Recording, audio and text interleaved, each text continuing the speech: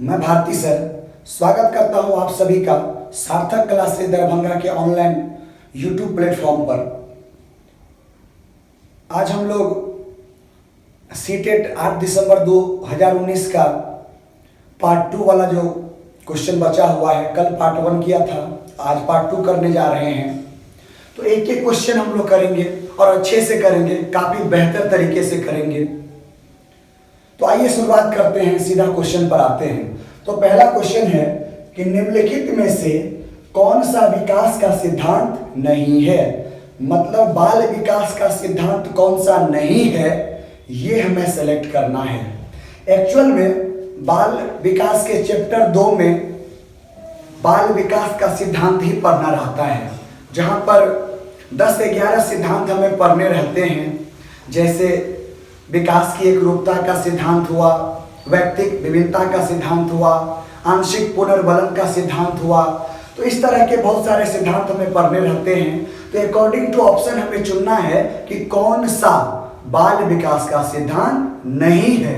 मतलब question negative है, ये पता चल गया, नहीं लगा है अर्थात क्वेश्चन नेगेटिव है, तो नेगेटिव वाला ऑप्शन चुनना है। तो आइए पढ़ते हैं। पहला ऑप्शन है कि विकास जीवन पर्यंत होता है। इसका मतलब ये हुआ कि विकास जो है वह मतलब जब तक मृत्यु हो वहां तक चलता है। तो शुरुआत कहां से होती है? तो गर्भावस्था से। एक बच्चे का विकास गर्भावस्था से शुरू होता है और जीवन पर्यंत पर जाकर के खत्म होता है, अर्थात जिंदगी भर विकास चलता है। तो ये बात तो सही है कि विकास जीवन पर्यंत चलता है, लेकिन हमें नहीं वाला लेना है, अतः यह पहला ऑप्शन हमारा नहीं होगा। अब बात करते हैं दूसरा, विकास परिवर्त होता है। तो यहाँ पर परिवर्त का मतलब होता है मॉडिफाइबल, मतलब बदलने वाला, चेंज हो जाने वाला। तो समझना पड़ेगा कि क्या विकास मॉडिफाइबल है, परिवर्त है? तो आंसर होगा हाँ है।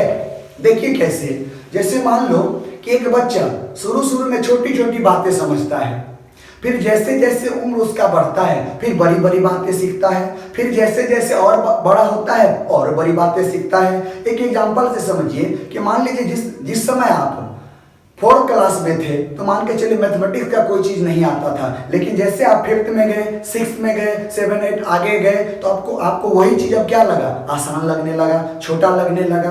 तो क्या हुआ, बदलाव आप में आया। तो उम्र के साथ साथ क्या होता है, आप में बदलाव आता है, मैच्योरिटी आता है। वही मैच्योरिटी को ही क्या बोलते हैं, विकास बोलते हैं। अतः विकास परिवर्तनशील है।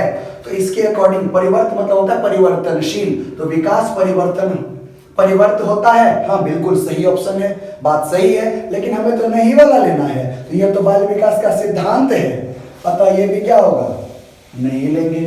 दूसरा, विकास आनुवंशिकता एवं पर्यावरण दोनों के द्वारा प्रभावित होता है। तो आनुवंशिकता और पर्यावरण के द्वारा क्या हो रहा है, प्रभावित हो रहा है।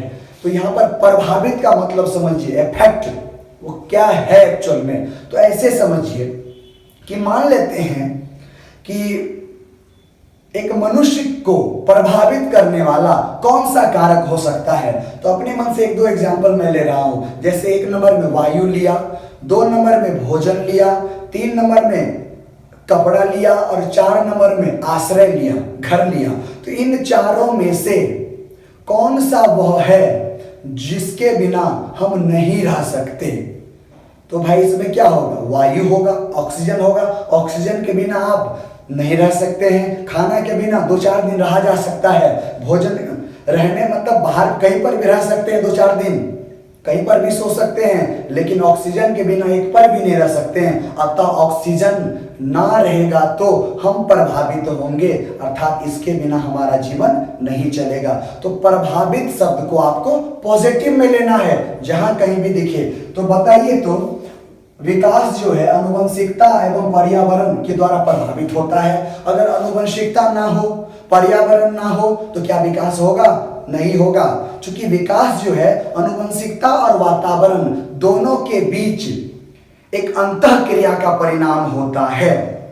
मतलब एक बच्चे के विकास के लिए आनुवंशिकता का होना और पर्यावरण का होना बहुत ही बेहतरीन है। और जहां ये दोनों एक साथ दिख जाए पूरे के पूरे 30 क्वेश्चन में आनुवंशिकता और वातावरण एकदम से टिक मार के आ जाना, वही इस तरह के क्वेश्चन का बेस्ट ऑप्शन होगा। लेकिन यहाँ पर हमें नहीं वाला चुनना है, अतः यह तो पॉजिटिव है, हमें नेगेटिव वाला चाहिए, तो पॉजिटिव को अब छांट दे रहे हैं। अब चौथा, विकास सार्वभौमिक है तथा सांस्कृतिक संदर्भ इसे प्रभावित नहीं करते।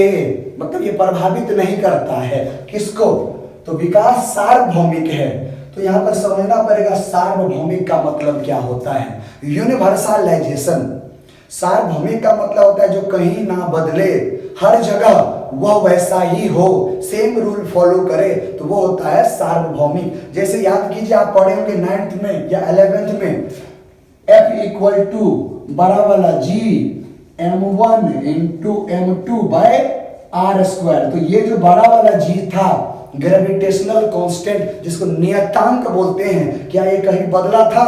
किसी भी परिस्थिति में बदला था? यूनिवर्स में कहीं पर भी नहीं बदलता है, तो उसी को बोलते हैं सार्वत्रिक, और इसी को यहाँ पर बोलते हैं सार्वभौमिक। तो इसका मतलब क्या हुआ कि एक बच्चा जन्म लिया है, मान के चलो एक बच्चा अमेरिका में जन्म लिया और एक बच्चा इंडिया में जन्म लिया, इंडिया में और अमेरिका में बच्चा जन्म लिया है। तो बच्चा जब जन्म लेगा तो क्या अमेरिका का बच्चा हंसेगा? नहीं, रोएगा। और भारत का बच्चा भी क्या होगा? रोएगा। लेकिन जन्म से पहले अगर बात करें, अगर माँ के गर्भ में बच्चा है, चाहे अमेरिका में हो चाहे माँ भारत में हो, तो पहले क्या होगा? सिर का विकास होगा और आखिरी में पैर का विकास होगा। पूरे धरती पर कहीं पर भी विकास इसी तरह से फॉलो होता है। तो बोल सकते हैं कि विकास सार्वभौमिक है, हर जगह एक क्रम का पालन करता है और एक जैसा ही होता है। तो ये बात तो सही है कि विकास सार्वभौमिक है।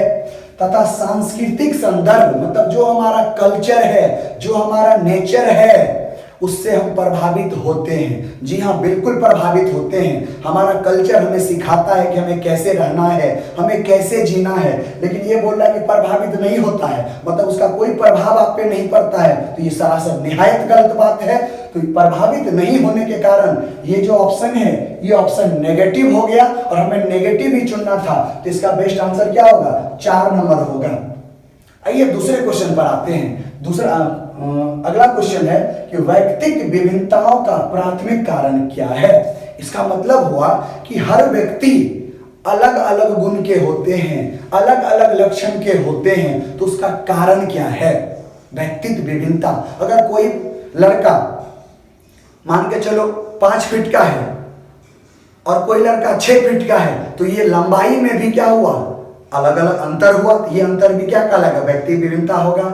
एक ही माँ के गर्भ से जुड़वा बच्चा जन्म लेता है, वो भी 100% सेम नहीं होता है, वो भी व्यक्ति विभिन्नता का कारण है। तो व्यक्ति विभिन्नता मतलब क्या हुआ? एक गोरा लड़का है, एक काला लड़का है, तो रंगों में क्या हुआ? अंतर हुआ, तो ये भी व्यक्ति विभिन्नता कहलाएगा। एक बच्चा पढ़ने में तेज है, एक कमजोर है, ये भी व्यक्ति विभिन्नता कहलाएगा। तो बोला उसका क्या कारण है, हमें अकॉर्डिंग टू ऑप्शन चुनना है। तो पहला है आनुवंशिकता एवं पर्यावरण के बीच जटिल पारस्परिक क्रिया। तो बात तो बिल्कुल सही है भाई, क्योंकि क्वेश्चन हमारा क्या है? पॉजिटिव है। क्या कहीं पर है नहीं लिखा हुआ? नहीं लिखा हुआ है, इसीलिए क्वेश्चन पॉजिटिव हुआ। और बोला आनुवंशिकता एवं पर्यावरण के बीच जटिल पारस्परिक क्रिया होता है, जिसके कारण क्या होता है? व्यक्ति में विभिन्नता होती है। जी हाँ, बिल्कुल सही बात है। आनुवंशिकता मतलब होता है माता पिता या उनके पूर्वजों का गुण बच्चों में आना आनुवंशिकता कहलाता है। जैसे कि एग्जांपल से समझिए कि मान लेते हैं कि ऐश्वर्या राय है जिनकी आंखें नीली है, तो आंखें नीली होना कहीं ना कहीं उनके वंश में किसी न किसी का आंख जो है वो नीला रहा होगा, जिसके कारण ऐश्वर्या राय की आंखें क्या है? नीली है। यह आनुवंशिकता का प्रभाव है। और दूसरी बात क्या है? पर्यावरण। भाई पर्यावरण तो विकास में मदद ही करता है। जी हाँ, पर्यावरण विकास में मदद करता है, लेकिन व्यक्ति विभिन्नता की बात करते हैं। तो अगर मान के चलो कि 2 बच्चा है एक माँ का, एक बच्चा दूसरे माहौल में है, एक बच्चा दूसरे माहौल में है, 2 अलग अलग माहौल में है, तो दोनों का विकास जो होगा वो अलग अलग होगा। क्यों? क्योंकि पर्यावरण क्या है? अलग अलग है। जब अलग अलग होगा उसी को तो विभिन्नता बोलते हैं। तो पर्यावरण भी सही है। तो आनुवंशिकता और पर्यावरण के बीच जटिल पारस्परिक क्रिया होती है। पारस्परिक क्रिया का मतलब होता है कि दोनों के अंतर क्रिया का परिणाम होता है व्यक्तिक विभिन्नता, व्यक्ति का अलग अलग लक्षण होना, अलग अलग गुण होना। तो क्वेश्चन पॉजिटिव था और पहला वाला भी क्या है हमारा पॉजिटिव है, तो ये आंसर हो सकता है। लेकिन दूसरा, तीसरा और चौथा तीनों पढ़ेंगे, अगर इससे वो बेस्ट मिलेगा तो उसको सेलेक्ट करेंगे। पढ़ते हैं, देखते हैं क्या है। ऑप्शन दूसरा है, लोगों के द्वारा माता पिता से प्राप्त अनुवंशिकता संकेत पद्धति मतलब कोड है। ये क्या बोल रहा है कि माता पिता को जो मिला है वह लोगों के द्वारा मिला है, और एक क्या है, एक संकेत है, एक सिंबल है, एक कोड है, एक सिस्टम है। क्या इसके कारण व्यक्ति विभिन्नता हुआ? बिल्कुल नहीं, ये आंसर गलत है।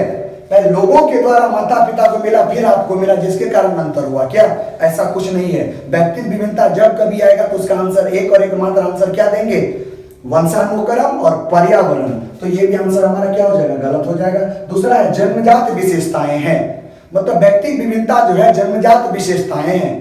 तो बोल सकते हैं यहाँ पर जन्मजात मतलब क्या हुआ, कहीं ना कहीं यह वंशानुक्रम को बता रहा है जन्मजात। तो ये तो आंसर है, सही तो है, लेकिन 50% ही सही है, अर्थात 50% रॉन्ग है।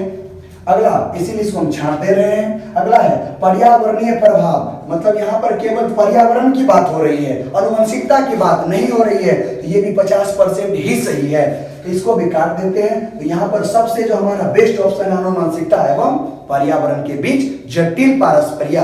और एक कीवर्ड ले लीजिए कि पूरे ऑप्शन में कहीं पर भी आनुवंशिकता दिखे, मींस हेरिडिटी और पर्यावरण जिसको बोलते हैं एनवायरनमेंट, वो जहां दोनों एक साथ दिख जाए, बेस्ट ऑप्शन लगा के आना, वही ऑप्शन सही होगा अगर क्वेश्चन पॉजिटिव रहा तो। अगला बात करते हैं क्वेश्चन नंबर पे कि निम्नलिखित में से किस मनोवैज्ञानिक ने बच्चों को ज्ञान के सक्रिय जिज्ञासु के रूप में देखते हुए उनके चिंतन पर सामाजिक एवं सांस्कृतिक विषय वस्तुओं के प्रभाव को महत्व दिया? समझिए, क्वेश्चन समझना जरूरी है कि निम्नलिखित में से किस मनोवैज्ञानिक ने, मतलब पूछ रहा है कौन सा मनोवैज्ञानिक है जो बच्चों के ज्ञान के सक्रिय मतलब होता है एक्टिव, एनर्जी जिसमें होना।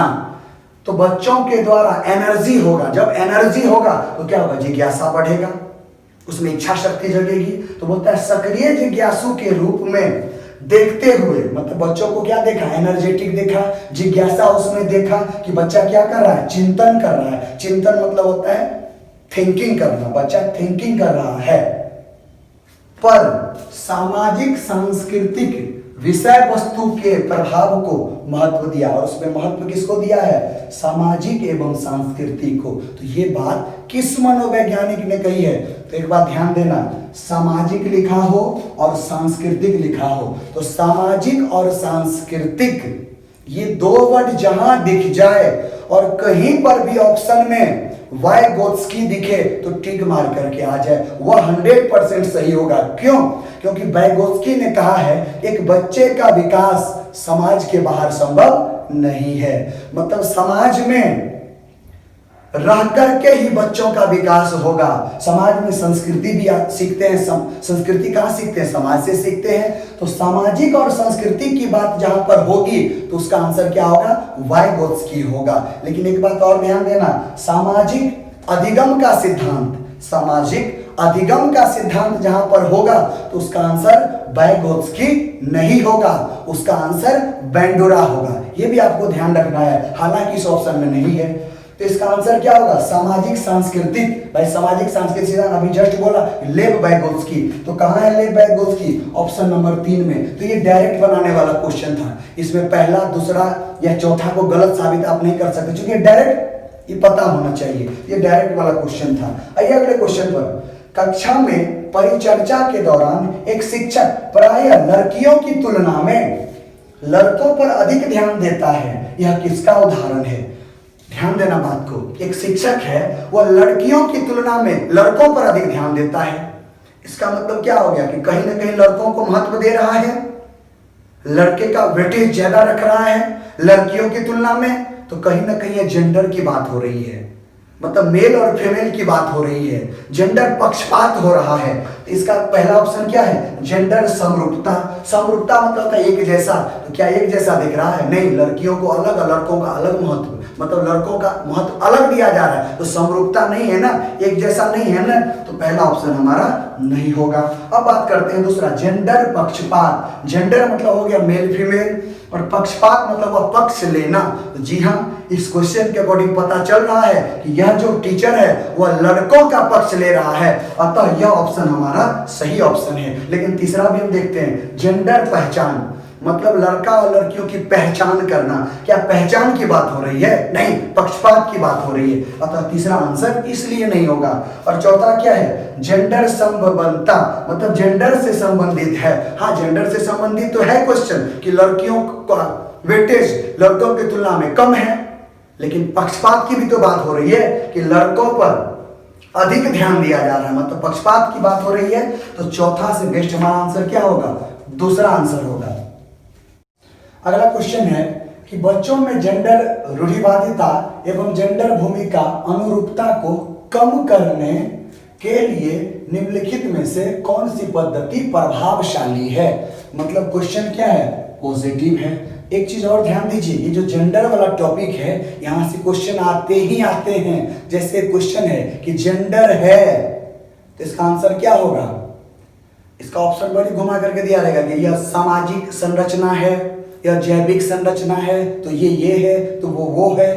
तो जब कोई भी क्वेश्चन है कि जेंडर है, तो जेंडर क्या है? सामाजिक संरचना माना गया है। आइए इस क्वेश्चन पे आते हैं। तो बोल रहा है कि बच्चों में जेंडर रूढ़िवादिता, तो यहाँ पर आपको समझना पड़ेगा कि रूढ़िवादिता होता क्या है। तो रूढ़िवादिता का मतलब होता है कि परंपरागत बातों को हम बिना लॉजिक के, बिना तर्क के मानते चले आ रहे हैं। अब बात समझ में आ रहा है कि परंपरा क्या है? क्वेश्चन आता होगा मन की परंपरागत बात क्या है? तो परंपरागत मतलब होता है कन्वेंशनल, जिसका मतलब है वर्षों से जो रीति रिवाज चलते आ रहा है उसको एक्सेप्ट करना, उसको मानना, इसका मतलब होता है परंपरागत। और रूढ़िवादिता मतलब क्या हुआ कि बिना लॉजिक का, बिना कोई तर्क का परंपरागत बात को मानते आ रहे हैं। तो यही है बच्चों में जेंडर रूढ़िवादिता। और जेंडर भूमिका अनुरूपता को कम करने के लिए निम्नलिखित में से कौन सा पद्धति प्रभावशाली है? तो पहला है जेंडर पृथक बैठने की व्यवस्था। पृथक मतलब होता अलग करना, मतलब हुआ कि जेंडर पृथक बैठने की व्यवस्था, अर्थात लड़कों का अलग ग्रुप होना चाहिए और लड़कियों का अलग ग्रुप होना चाहिए। तो जैसे ही आप डिवाइड वाला काम कर रहे हैं तो कहीं ना कहीं जेंडर को बढ़ावा दे रहे हैं। तो इस क्वेश्चन में क्या ये पॉजिटिव चीज है? नहीं, ये नेगेटिव है, अतः पहला आंसर हमारा नहीं होगा। दूसरे पे आते हैं, जेंडर पक्षपात के बारे में परिचर्चा। देखिए क्या बोल रहा है कि जेंडर पक्षपात मतलब वह लड़के या लड़कियों का वेटेज अधिक देना, ये होता है पक्षपात। लेकिन उसके बारे में परिचर्चा करना कि क्लास में आप एक शिक्षक हैं तो चर्चा करेंगे। चर्चा क्या करेंगे कि ये जो जेंडर रूढ़िवादिता है यह सही नहीं है, हम सब एक जैसे हैं, ईश्वर के हम लोग संतान है, कुछ अलग हमें नहीं है। तो इस तरह से आप चर्चा करेंगे बच्चों में, तब जा करके ये चीज खत्म होगा। जैसे कि एग्जांपल से समझिए, एक क्वेश्चन भी सीटेट में आया हुआ है कि एक पिताजी हैं, वो घर के काम कर रहा है। एक पिताजी है जो घर के कुछ काम कर रहे हैं। यह किसको बता रहा है जानते हैं? यह जेंडर रूढ़िवादिता को कम करने के लिए एक अच्छा उदाहरण है। क्योंकि क्यों, घर का काम महिलाएं के अलावा पुरुष नहीं कर सकते हैं क्या? तो पुरुष भी कर सकते हैं। तो यह जो क्वेश्चन पूछा गया था सीटेट में, जो पिताजी काम कर रहे हैं, यह कहीं ना कहीं जेंडर पक्षपात को दूर करता है, मतलब बहुत अच्छी बात है ये। अगली बात करते हैं, जेंडर पक्षपात के बारे में परिचर्चा करना। तो जी हाँ, परिचर्चा करना क्या है? सही बात है, ये पॉजिटिव बात है। अगला, जेंडर विशिष्ट भूमिकाओं को पहचान करना। जेंडर में भी विशिष्ट बात बोल रहा है कि कौन लड़का है, कौन लड़की है, इस तरह की पहचान किया जाएगा। तो ये तो पहचान करना, ये विशिष्ट देकर के खुद एक जेंडर को क्या कर रहा है? बढ़ावा दे रहा है, रूढ़िवादिता को बढ़ावा दे रहा है। अतः दूसरा ऑप्शन, तीसरा ऑप्शन क्या होगा हमारा? नहीं होगा। बात करते हैं चौथा, जेंडर पृथक खेल समूह बनाना। पृथक मतलब अलग करना, मतलब लड़कों का खेल अलग होना चाहिए, लड़कियों का खेल अलग होना चाहिए। तो क्या आपको नहीं लग रहा है कि यह कहीं ना कहीं जेंडर को बढ़ावा दे रहा है? अतः यह भी आंसर हमारा नहीं होगा। तो इस केस में हमारा बेस्ट आंसर क्या होगा? दूसरा होगा, जेंडर पक्षपात के बारे में परिचर्चा करना, अर्थात चर्चा करना। अगला क्वेश्चन पर आते हैं कि भाषा के अर्जन एवं विकास के लिए सर्वाधिक संवेदनशील अवधि कौन सी है? ध्यान देना, यहाँ पर बातें अर्जन लिखा हुआ है, तो ये थोड़ा सा इस पर समझते हैं कि अर्जन, एक होता है अर्जन और एक होता है अधिगम। जैसे भाषा की मैं बात करूं तो भाषा जैसे हिंदी हुई, भाषा जैसे संस्कृत हुई। तो अगर कोई बच्चा भाषा अर्जन कर रहा है, ये आपको हिंदी में भी मदद करेगा और संस्कृत में भी मदद करेगा। इसीलिए थोड़ा सा हटके है, 1 सेकंड लगेगा, समझा दे रहा हूं कि भाषा अर्जन का मतलब होता है जो स्वाभाविक हो, जो अनुकरण के द्वारा हो, जो अनौपचारिक रूप से हो रहा हो।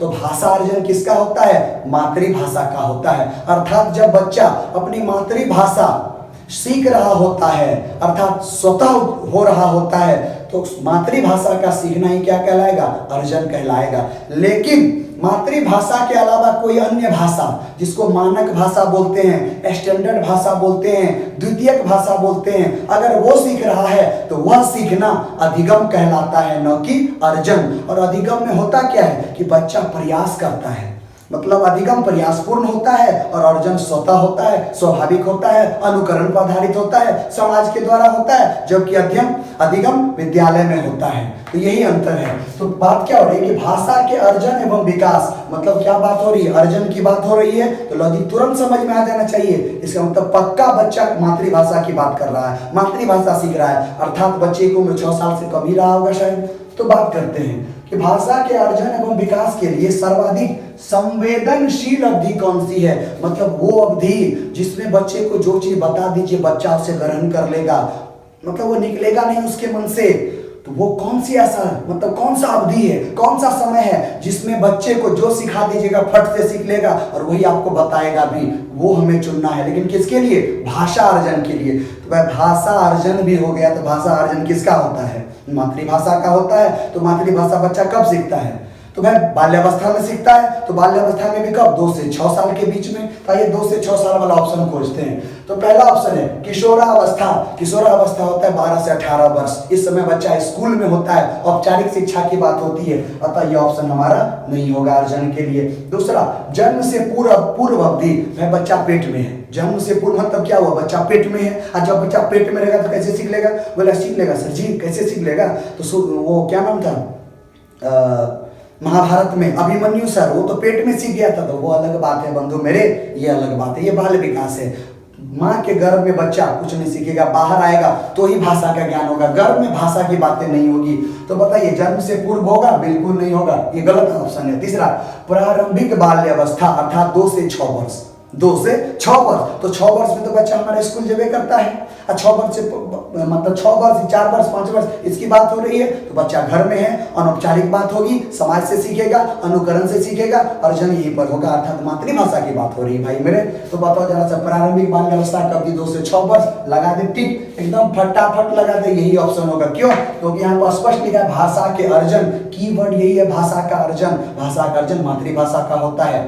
चलिए अगला ऑप्शन, मध्य बाल अवस्था। बिल्कुल नहीं, मध्य बाल अवस्था में क्या होगा? बच्चा मतलब 6 वर्ष से ऊपर जाएगा, बच्चा स्कूल आ जाएगा, औपचारिकता की बात होगी, तो ये ऑप्शन नहीं होगा। फिर बेस्ट आंसर क्या होगा? प्रारंभिक बाल अवस्था अर्थात 2 से 6 वर्ष। अब बात करते हैं अगले क्वेश्चन में कि जिगसॉ पहेली को, यहाँ पे लग रहा छूट गया है, जिगसॉ पहेली को सही है करते समय 5 वर्ष की नजमा स्वयं से कहती है कि नीला टुकड़ा कहाँ है?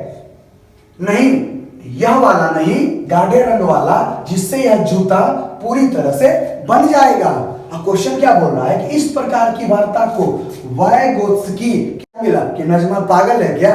नजमा पागल नहीं है, यह सेंटेंस है, इसको समझना पड़ेगा। नगमा पागल नहीं है, नजमा ये खुद से बात कर रही है। ध्यान से समझिए कि एक लड़की है, खुद से बात कर रही है। देख कौन रहा है, पूछ कौन रहा है? तो वायगोत्स्की जी। तो अगर वायगोत्स्की क्वेश्चन में रहे तो इसका आंसर होगा व्यक्तिगत वार्ता।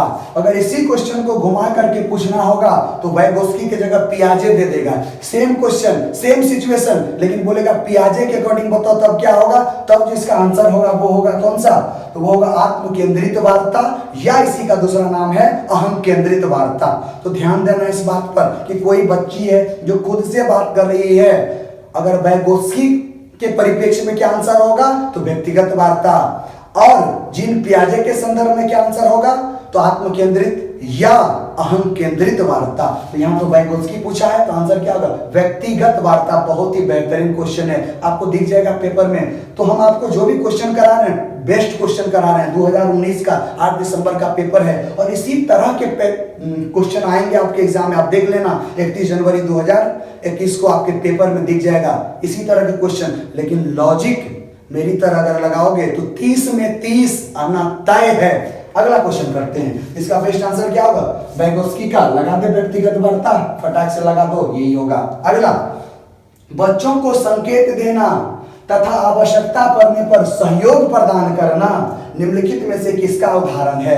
क्या बोलना जानते हैं कि एक बच्चा है, उसको किसी चीज में प्रॉब्लम हो रहा है, लेकिन आप गए और थोड़ा सा उसको हिंट दे दिए, बच्चा फटाक से समझ गया, बोला हाँ अब आप समझ में आ रहा है, अब हम कर लेंगे, अब हम पूरी तरह से कर लेंगे। तो आपने जो सहारा दिया, आपने जो हेल्प किया, वह टेम्पररी हेल्प था, मतलब कुछ क्षणिक पल के लिए था। तो टेम्पररी सहारा देना, टेम्पररी क्या बोलते हैं, हेल्प देना, वही कहलाता है स्कॉप होल्डिंग, वही कहलाता है पार, वही कहलाता है ढांचा, वही कहलाता है पार बांधना।